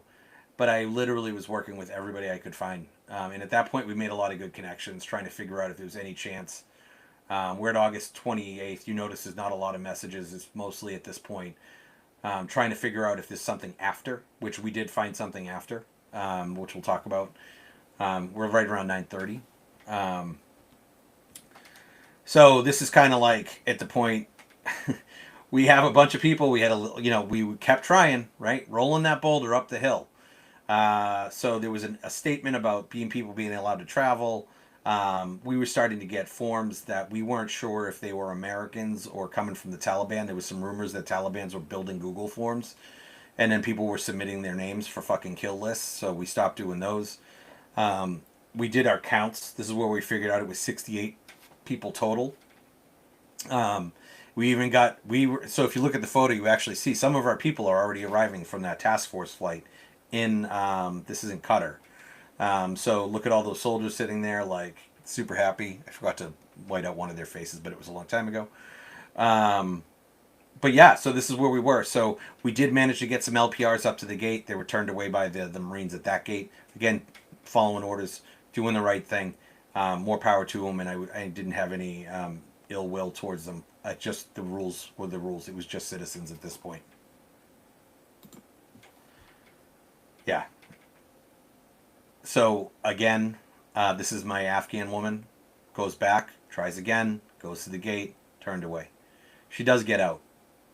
It was actually from that group I mentioned earlier that I wasn't sure who they were. They kept calling her and trying to like pick her up, which turned into a whole different issue. But she did end up getting out. She almost ended up in a camp in the Emiratis, which we were able to forego that. But the Emiratis camp was somewhere people landed that stayed there for a long time. And this is it. So, last flights leave. One man I was working with, his wife, his fiance was here in the U.S., had worked at the airport and managed to get onto the airport as they were loading the last flight. So if you see the last photos of people leaving, he managed to get on the airport an hour too late. And I was actually back at work at this point. I went back to my office. It was a Monday. And I was talking to somebody at work, and I found out that he had gotten arrested by the Taliban. And I started crying and like broke down at work. It was really something. And they let me go home for the day. But he did eventually get out. So this is the thing. This is why you roll the boulder, though. He did get out later. He's married now to a lovely woman out in California. But this was it. And if you look at this photo, that is the last flag in Afghanistan. So if you talk about the story of Vietnam, the last flag that rose over the embassy, and that Master Sergeant Marine that fucking hero goes and gets the flag, and he gets it, and he gets on the helicopter and he flies out. This is the Afghanistan flag. This was sent directly to my phone. This is the flag that ended the war. So that's how close we were to it, right? And this is just talking about that gentleman and what I said to him. I said, there are no Americans on the ground. I have a lot of people just like you that we failed as a country. And that's really how I felt. Despite the successes, it felt like we had lost. So. And this is it. So let's talk about day 17. So the evacuation was 16 days officially. But day 17, and why do I call it day 17? Because day 17 is the day that never ended. We're still in day 17. There are people out there still rolling that fucking boulder uphill as part of Task Force Sisyphus every single day. It reverts now to me learning about how immigration works, to becoming part of the Hoover Veteran Fellowship, founding Mass Afghan. It also becomes, we ended up getting out after the set that on the 17th day, that month after, we found a way to get Afghan green card holders to Turkey, and we got them out through there. We got our Afghan woman out through an organization that sent them. And so the final count for the people we were able to get out was 68. So 5 people, one evacuation, 68 Afghans, and that's where it comes from. So we're on day 17 now, and I will be until I hang my boots up, which is probably the grave at this point. That's interesting. Rory, so the person commenting is he knows some of the people that were there too. So we've talked about it a little bit. But with that, I just if you have a question, feel free to ask. If not, we're at 9:35, so we got a few minutes to talk a little bit about moral injury in the post. Brian or Kate, did you have any questions before we kind of move on? Yeah, I mean, I just had an observation. So first of all, John, I mean, thank you for sharing all this. And as I said, we've known each other a while, and this is the first I've really heard the grimy details of what went down. And I was impressed with you before. I'm more impressed with you now. Um, so I mean, talk a little bit about moral injury, because this is a traumatic experience, and you came into this, being a military service member, a GWAT vet, having had traumatic experiences before. So it feels like the opening of a lot of old wounds. Yeah, no, and well, this is actually a good segue. So I'll answer and I'll pass it, and I'll ask Kate a question too. So moral injury for me was watching my war end, right? It was watching my friends be in danger. Moral injury was a level of it's a level of like pain, right, and disassociation, and just this feeling of falling constantly, right? And I imagine I'm very sympathetic and empathetic right now to not right now, but after the event of what it must have felt like to be a Vietnam veteran when their war ended, right? All the work you did, all the love you gave. I left my country to go to Afghanistan. I left my daughter behind. She was 1, right? And to see it all fall down in that way was really too much. And then everything that came after. So for me on the inside, like moral injury was really tough. I became very unhealthy. That day 17, you know, when that day 17 showed up, drinking started. Took me a while to get off that nicotine that I had survived on. I was really spun up. I was angry. I would cry a lot. I wasn't ready for therapy yet, and I eventually did do therapy. But I think this is a good point to ask. So Kate was actually she was in charge of the resiliency group as part of Afghan evac. Shortly after, she wasn't part of the original part, which I think was actually good for her because she got to come in a little more clear-headed. But tell us a little bit about the outside view as somebody that wasn't part of evac. What was that like for you to see, and what kind of things did you see? Not just in like individuals, but like groups. Like what was it you saw? Yeah. First, I just want to say thank you for your candor because I do think that the stories that you are telling are really important to making sure that people understand what the emotional impact of evac was. I also just want to tell people because this is a really sensitive topic, please take care with what we're going to be talking about. I did serve as one of the mental health leads for both the volunteer community and for Afghans. So it felt like my duty during that time was to look at the storm and then to walk into the center of it. So if you guys have any trouble with the topics we're talking about, please just, take care of yourselves. Feel free to reach out to us if you need anything. Also, you can reach out to, of course, the 988 hotline. Veterans, just hit 1 and that'll take you to somebody who can help. But thank you, John, for the question that you asked, which was essentially, what did I witness? And I want to make it clear that I am actually not a veteran. I have never been to Afghanistan. I have not been fortunate enough to serve my country in that particular way.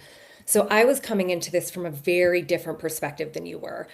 I, at that time, was an employee at the VA. So I was somebody who was dealing with disability benefits claims. So I was very attuned to the things that impacted veterans. And I agree with one of the comparisons you made, which is I think we look at Vietnam veterans and we learned a lot about PTSD from them. And I think we're going to look a lot at the Afghanistan veterans and learn about moral injury from them. So the first thing that I observed really was specific to the veteran community. And I just remember seeing what was happening on that day that Afghanistan fell to the Taliban. And the first thing I thought to myself was, every veteran who served in country or in some capacity for the global war on terror is going to feel betrayed by this, right? Because that's really what moral injury is. It doesn't have to be you participated in something that really goes against your moral compass. It can just be witnessing something. And so what I looked at when I really cared about these veterans is I saw a lot of pain. And I primarily saw a lot of betrayal. There was a lot of questions of why did we even perform this military service? Who were we supposed to be helping? Why did I leave my family for that period of time? Why did I lose things to serving Afghanistan? And these questions were all so valid because I think that we were made really specific promises, especially the people who were in country. You know, our government came to service members and said, we are doing this for a reason. We are going to build up this nation. We are going to help these people. And you can give your word that when the time comes, we are going to stand by them. So essentially, we had individual service members who were going to Afghans who served with them and saying, when the time comes, we are going to help you. We are not going to abandon you. And suddenly we were seeing a mass betrayal of an entire country of people. So that's what I saw from the veteran community. But one thing I really wanted to specify, moral injury isn't specific to veterans and service members, and it is something that civilians like myself can also feel. So I again, like I think back to watching some of that early footage on TV and thinking to myself, my country is better than this. They promised an entire generation of service members that what they were doing was valuable and meaningful and their sacrifices were worthwhile and that their word meant something. And so, even as a civilian who didn't really have a specific thread that was drawing me or tying me to Afghanistan, it was something that I felt really, really betrayed by. And Brian, I can see where you've got your hand up, so I'd love to hear what your question is. Yeah, I mean, not a question, just as much as an observation. Yeah. So I remember when the Afghanistan withdrawal was happening, there was a woman who was on CNN. She was a fighter pilot for the Afghan military, Hmm. and very kind of photogenic, and she knew how to speak to a camera and she knew how to talk, and she was just beseeching us to not abandon them because she said, "I have a future. I can raise money for my family. Like I'm a breadwinner. I am doing all of these things. It's great for the country. Like I'm flying one of the most sophisticated warcraft in, the history of the world, and I'm using it to defend my nation against your enemies and our enemies." And that plea, it was one of the saddest things I ever saw because I knew based on where we were as a country that it was going to fall on deaf ears. So like whatever the wisdom was of even engaging in the Afghanistan war, and I don't think it was necessarily wise, but we did. Like once we had made that promise and the fact that we were so feckless and that we backed away and that we abandoned these people in their time of need, like that really really bugged me. And I think a lot about like where did the MAGA movement come from? Right? Like really, if you really reflect on it. And I think it probably came from the fact of like broken promises and kind of an embrace of nihilism as a consequence. And we're paying the penalty for that now. And it's really hard to talk about the sacrifices of soldiers over that period of time when it resulted in all of this. And there's an anti-war kind of component of the MAGA movement now, which is, I think, directly related to this. That I don't know. I I don't mean, have I any think you're also answers speaking. necessarily, but it's just an observation. No, but I think you're speaking especially to something that John said really early on in the program, which was promises were made. Like I wrote that Yeah. quote down and it was something that I heard so many times from people, which was just we were supposed to be there for a reason. And then we backed away from that reason and we backed away from our morality and we backed away from our word. And so I think that when I look at moral injury, I actually see multiple chapters of it, especially when we're talking about evac. And so I think there was that very initial moral injury of just people starting to understand that what we were doing in Afghanistan didn't line up with their own moral compass. And then I think we get into the moral injury of what happened during those couple of days that John just, really eloquently spoke to, which was I am now at this point making additional sacrifices. At this point, I'm a veteran. I'm not even in a war setting at this point, but I'm doing everything I can to get these people out and to live by my own word. And I am now seeing where my own government is not just abandoning me, but in some ways, I think actively working against us. And I think John was pretty careful not to say that, but I think as somebody who was observing what was happening with mental health during that time, I did feel like a lot of people were looking at government action at that time and thinking they're not doing what I need them to do. And it was really, really difficult to watch because you had hundreds of volunteers come out of the woodwork and say, we're going to do this for you. We understand that our country wasn't actually as prepared as it needed to be when we were going to engage in this evacuation. We're going to put in the work. We just need you to help us. And I think that there were so many times where those people felt abandoned by the government just again and again. It was, we're going to tell you the people who can get through the gate, but oops, that gate is now closed. We're going to tell you what people we're going to accept, but we're not going to actually tell you what those criteria are. So I think that, in terms of the moral injury in those, 17 days that we're looking at, I think that there was a deep, deep hurt and betrayal by all of the people who were trying to get involved and really do the right thing. John, does Yeah, that ring true to sort of what your experience was? 100%. Yeah. Yeah. And I don't mean to belittle the word itself, but I do think that when I think about those 17 days, it feels almost manic. And again, like I'm not trying to use that in a flippant way, but all of the emotions that people were feeling were extreme. Right. And so there were some really beautiful moments like John's talking about. We got 68 people out. That is a gift. That is a victory that we get to hold on to for the rest of our lives. But there were so many other people that we didn't get through the gate. And there are people that we sent to Abbey Gate on the day of the bombing. And, we now have to sit with that reality. So, yes, there were a couple of really great moments of victory that were hard earned. Absolutely. But I think that there were also some really, really deep lows that people were not prepared for. Because I think as time went on is when people really started to realize like we're in this work by ourselves. Like we're just sort of floating adrift out there and nobody is trying to reach us and it's just us at this point. So I think the lack of support was also really important to what was happening in terms of how people were responding to the moment. I will also say, as somebody who has worked really closely with veterans, I saw a lot of comparisons between moral injury and PTSD during that time. And when we're talking about symptoms, there is absolutely an overlap, right? Like there's the sleep impairment, the mood disturbances, the anger outbursts, but they're distinct. And a lot of people, especially who served specifically in Afghanistan, came out of that period of service with PTSD. And then you're putting something like moral injury on top of it. And I think that not only can they play into each other, but they can aggravate each other, right? Because then you're sitting there thinking the PTSD, I was already suffering so, so much from that. And now I have to look back and question, was my service worth it? Did I do the things that I signed up to do when it comes to serving my country? And so I just want to give credibility to the fact that like the people who were involved in this effort, particularly service members and veterans, it wasn't just moral injury. It was so many other things that really started to layer on top of it. And I think John and I have also talked on other programs about things like burnout, right? So like he's talking about, yeah, I fell asleep in the middle of the floor. My family's having to walk around me. That's what that burnout is, right? Because you're giving everything you have and more, right? Because you actually can't process what you are giving up in that moment. I think it's something that really hits you months and years down the line. Like I am just now on the 5-year anniversary, seeing a lot of volunteers come to me and say, I am just now really starting to reckon with what happened to me.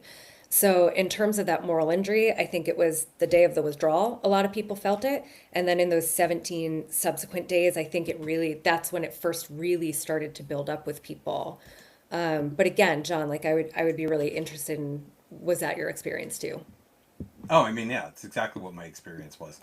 I Yeah. think it's just an overwhelming experience. I think you saw, Brian, just this walking through it, how like there's people in the conversation in the chat and they're talking about, and so thousands of us lived through this, right? And so, no, I think you're spot on. I think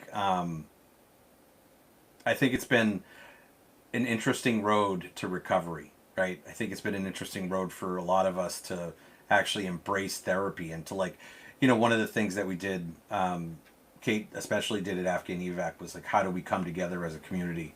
How do we and not all of it was perfect.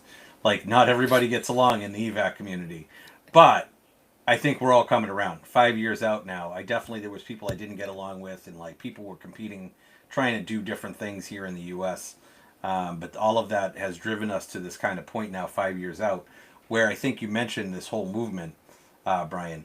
Now we have something in common, which is, the American government right now, and American people have forgotten who we went to war with, which was Al Qaeda and the Taliban, right? And so now we have a country that is breaking its promises again.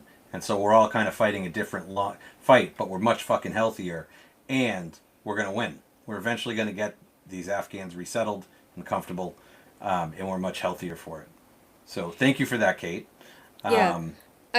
John, one of the things I also, I think about your specific service, and I've worked with you for a long time, so I know what your service in Afghanistan was. And I think in one of our earliest conversations, I said to you, like, did you ever see combat? Like that traditional version of what combat is. And you said no. And I think that really your combat experience came from evac. And I'm not saying that because I'm trying to draw difficult comparisons. It's just I'm trying to help people to understand what the degree of trauma was, especially in those 17 days. So I'm going to tell sort of a difficult story though, so that people can understand. When you were one of those initial volunteers, you got involved because it was the right thing to do, not because you had any sort of an understanding of what it was going to take from you. And it took a lot, right? So one of the things I think about is this one guy who was he had actually a service member who was on the ground, and that's who he was trying to coordinate with. And he was saying to him, I've got a family, they've got a young child, tell me where they need to go. And of course, it was everything that you were talking about, right? Like there was a lot of miscommunication and the plans were changing. And so this young mother got separated from her husband. She's running all around. And, finally the service member on the ground checked in on his friend and he said, your woman hasn't come through the gate yet. And what had happened is that she got so desperate because the Taliban were patrolling the area for those 17 days, right? And they were shooting into crowds and they were trying to make things difficult. And in one moment, she felt so frightened and she thought, I'm not going to make it out of this. So how do I save my child, who was a baby, right? It was a baby who was under a year old. And she thought, if I can just get my baby to a service member on the other side of a gate, they will have to do something, right? Like there's a moral imperative to save my child's life. And so she just took her child and in a moment of panic, tried to throw the child over the gate. But the gate is high and she was weak and she was tired and the gate is covered in wire. And so the baby's clothes got stuck in the wire and the baby passed away. And I will never forget the photo that I got of that. Not from the family that was even involved, but so many people who were using that at that point as a checkpoint. Like there is a baby who is caught in the wire in this point. And so the volunteer who was involved in that had to know that that was how that family's journey really came to an end. They never heard from the mother again. I think the service members who were on the ground had to see that happen and to make that choice. You talk a lot about triaging, like how do we know if this is something that we can get involved with or not? And I think that moments like that really bring to the forefront, how the fuck did we get here? How did our country allow this to happen? Because that child is stuck in the wire as a result of hundreds of choices that our government made. And now we're the people who are getting involved and who have to live with this, right? Because that volunteer holds that child's death in their heart to this day. Despite the fact that this wasn't a choice that they made, they obviously wouldn't have advised that, but like that to them is their fault. And how do you live with that at that point? Especially when you've had service in Afghanistan, you can picture what that child was like. You can picture what that mother was feeling. And so, again, when I think about moral injury, especially during those early days of evac, people just simply weren't prepared for the type of trauma that they were going to be not only exposed to, but actively a part of, whether they want it to be or not. That's great. No, I think that's a good way to end it right there. I think what you just explained is like we all see it, right? We're all empathetic. Yeah. So thank you very much, Kate, for joining. We actually have to move on to our final thing. So we do have Did you have one last? It's got to be quick because we got to actually go to our safety brief, which is how we close out for the night. So did you have anything you want Love to a close good out with? safety brief. I think the only point that I really wanted to bring those things in is a lot of times we talk about what the human toll of the Afghan evac was, and we talk about the service members at Abbey Gate and the people, the Afghans who we have left behind. As somebody who has worked really closely with the volunteer community, we have lost lives to this effort from that as well. Whether it was the physical toll that that kind of prolonged trauma and stress takes, we have also lost volunteers to mental health.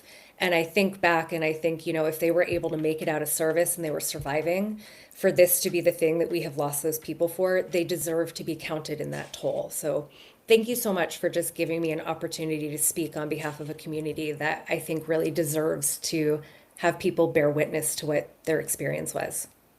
Thank you. All right. So thank you everybody for coming tonight. I think this has been a great show. We're gonna jump into the safety brief. So as everybody knows or don't know, for the new people, at the end of the duty week, NCOs give a safety brief to their soldiers, Marines, whoever they're giving it to. Sometimes humorous, but generally really important messages are buried within there. For my safety brief, do not drink and drive. If you're going to drink and drive, call somebody. More importantly, there's a thing called Uber now. There's a thing called Lyft. Use those tools and don't make me do paperwork. I hate paperwork. Check your jiggly bits. Tits, junk, anything that shakes or could have a bump. Make sure you get them checked by your doctor because you don't want to get anything that you'll have to deal with later. If you're driving something with no top on, put a helmet on it. That includes your penis. Always point your weapon down range. And that also includes your penis. Point that shit down. Settle the fuck down, guys. If you get arrested, there are two things you must do. Assert dominance and shut the fuck up. Don't build a golden calf, even if you're Donald Trump. And stop putting gold on shit, too. Don't put gold on things. We don't do that here. To Jeff Lang, the Nazi down in who's in Minneapolis, don't be a Nazi. Don't start riots. And enjoy your time in fucking jail, asshole. Listen, this one's specially for KK. Do put in your VA claims. You earned it. The government took it, and you should get it back in any way you can. Read a book, you fucking Neanderthals. Don't get married at a strip club while buying a 29% interest Mustang. And most importantly, and I'm just going to close out with this one, and it's a very serious one, do take pictures of your buddies. Tell them that you love them, and you'll never forget them because they may not always be there. Thank you very much tonight for viewing 17 days and the discussion about Afghan evac. It really means the world for me for people to listen. So, Carl, to you.